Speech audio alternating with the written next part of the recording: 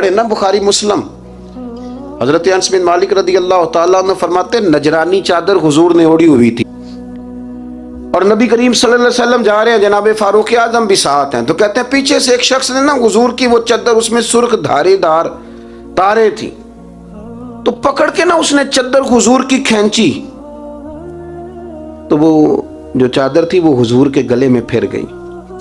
فرماتے میں وہ تکلیف محسوس کر رہا تھا، تو وہ کھینچ کے نا چادر، تو کہنے لگا میں کچھ مانگنے آیا ہوں، جو دروازہ زور سے کھٹکھٹائے اسے بھیگ دیتے ہو، پھر تو دوڑ جا، دروازہ توڑے گا۔ لیکن حدیث کے لفظ ہیں فَالْتَفَتَ إِلَيْهِ فَضَحِكَ، حضرت انس بن مالک کہتے ہیں جب مصطفیٰ کریم نے اس کی طرف دیکھا تو حضور نے مسکرانا شروع کر دیا۔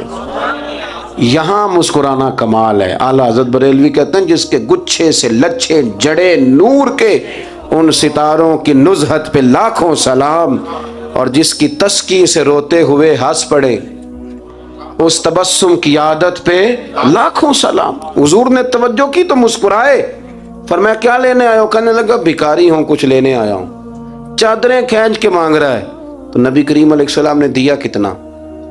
میرے کریم سے گر قطرہ کسی نے مانگا، دریا بہا دیے ہیں، دور بے بہا دیے ہیں۔ نبی کریم نے فرمایا یہ دو پہاڑیوں کے درمیان جتنی بکریاں کھڑی ہیں ساری اسے دے دو، دو پہاڑیوں کے درمیان جتنی بکریاں کھڑی ہیں ساری اسے۔ وہ آیا تھا تو اسے ادب آداب بھی نہیں آتے تھے، مانگنے کا طریقہ بھی نہیں آتا تھا، لیکن گاؤں گیا تو جا کے دین کا مبلغ بن گیا۔ کیا تبلیغ کرتا ہے؟ کہتا ہو لوگوں غربتوں سے پریشان لوگوں آؤ میرے ساتھ، میں تمہیں مدینے لے چلوں۔ میرے رسول اتنا دیتے ہیں کہ غربت کا ڈر بھی نکل جاتا ہے۔ جب طبیعت کے اندر انسان کے ایک مزاج بن جائے نا، آپ یقین کریں کہ بڑے ٹھنڈے لوگ، مست لوگ، پرواہ کوئی نہیں، ورنہ بہت سارے ایسے لوگ ہیں بیچارے زندگی میں جو دوسروں کو سیدھا کرتے کرتے نا خود بڑے ٹیڑے ہو گئے، حالات خراب ہو گئے۔ امام احمد بن حنبل وہ روایت لائے ہیں، جب ایک شخص نے آ کے حضرت عمر سے کہا تھا میں تقریر کرنا چاہتا ہوں، تو فرمایا تو نہ کرنا۔ اس نے کہا حضور میں پڑھا لکھا ہوں کیوں نہ کروں؟ فرمایا جب تو ممبر پہ بیٹھ کے واز کرے گا تو بہت سارے لوگوں کو گنہگار بھی تو سمجھے گا نا، تو تیرا اپنا کیا بنے گا یہ بھی تو بتا نا، یا پھر تیرے اندر کے لیول کا کیا بنے گا۔ اپنے آپ کو نا ان قباحتوں سے، اگر آپ کے کپڑے ٹھیک نہیں، آپ سکون میں نہیں ہیں، تو آپ کے اندر میل ہو تکبر کی، حسد کی، غیبت کی، چغلی کی، اور سب سے بڑی بدگمانی کی، برا سوچنے کی، پھر آپ کہیں کہ میں سکون سے۔ آپ یقین کریں ہمارا کوئی مخلص دوست اس لیے نہیں ہوتا کہ ہم کسی کو مخلص سمجھتے ہی نہیں۔ ہمارے زمانے میں سچا اس لیے کوئی نہیں کہ ہم کسی کو سچا سمجھتے نہیں۔ ہمیں بزرگ اس لیے نہیں ملتے کہ ہم کسی کو بزرگ ناراض نہ ہونا، میری بات پہ غور کرنا۔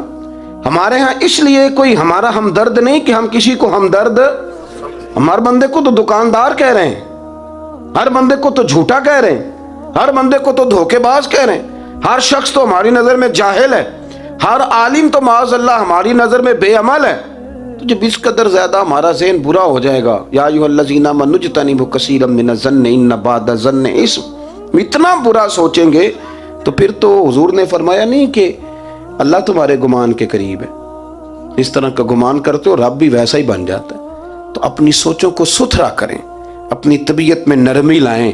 آپ اچھے بندے ڈھونڈنے ملیں گے تو رب آپ کو ڈھیروں بندے عطا کرے گا۔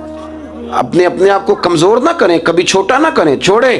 اپنی نجی مجلسیں بھی پاک کریں، صاف ستھری کریں اور خوبصورت کریں، اور اپنی جو خلوتیں جلوتیں ان میں محنت کریں۔ اپنے سے دوسروں کو افضل جاننا سیکھیں، لوگوں کا اکرام کرنا سیکھیں، آداب سیکھیں، اور لوگوں کے بارے میں اچھی گفتگو کرنی سیکھیں۔ آپ یقین کریں یہ کام آپ کسی کے لیے کر کے دیکھیں، اللہ آپ کو سکون عطا کرے گا۔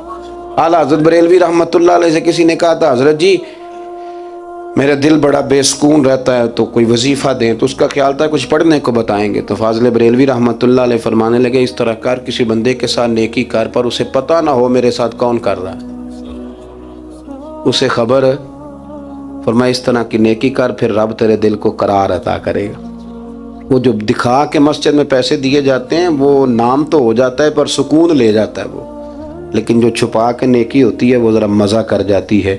اٹھ فریدہ ستیا چاڑو دے مسیت، تو ستیں تے رب جاگدا، تیری ڈاڈے نال پرید۔ اٹھ فریدہ ستیا تے خلقت ویکھن جا، متے کوئی مل جائی بخشیا تے توں بھی بخشیا جا۔ آخر دعوانا ان الحمد۔